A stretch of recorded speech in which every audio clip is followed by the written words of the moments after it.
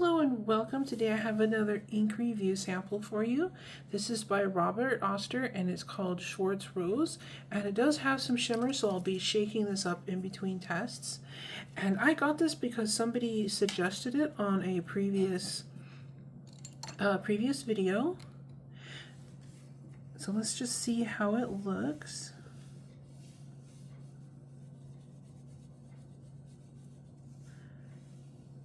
So far it's very dark.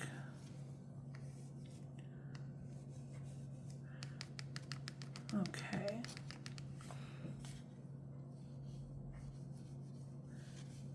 Interesting to see what this looks like when it's dry. All right, let's get the name on there.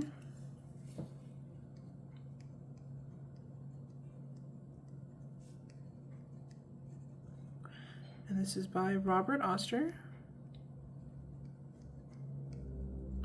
Okay, what I'm going to do is set this aside to dry under a fan, and I'll be right back.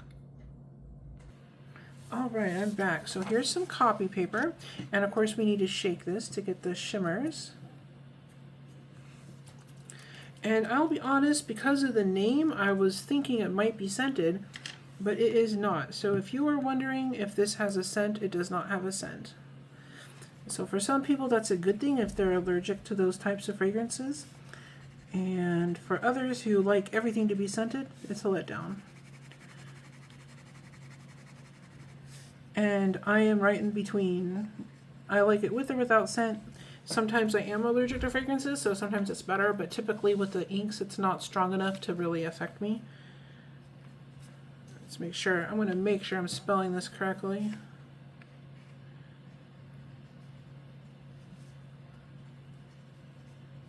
There we go. All right, this is copy paper. Oh, interesting. It looks like the shimmer.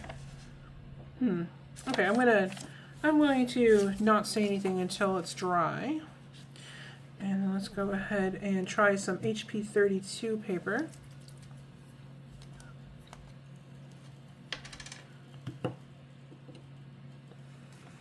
Okay, HP 32 paper is really smooth. It tends to resist the ink a little bit, which is great,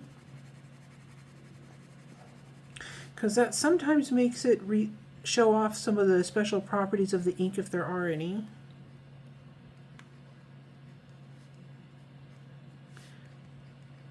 And it's a really nice in-between budget option.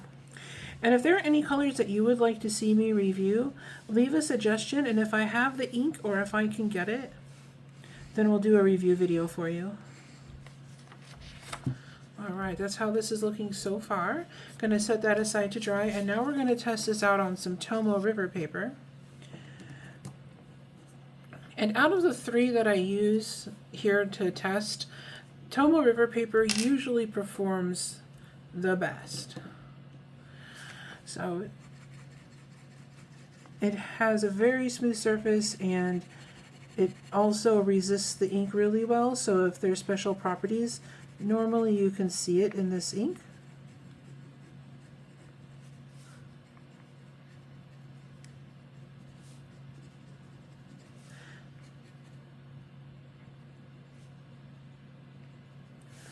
And if you like these videos or if they're helpful to you at all, don't forget to hit like and subscribe so you don't miss any.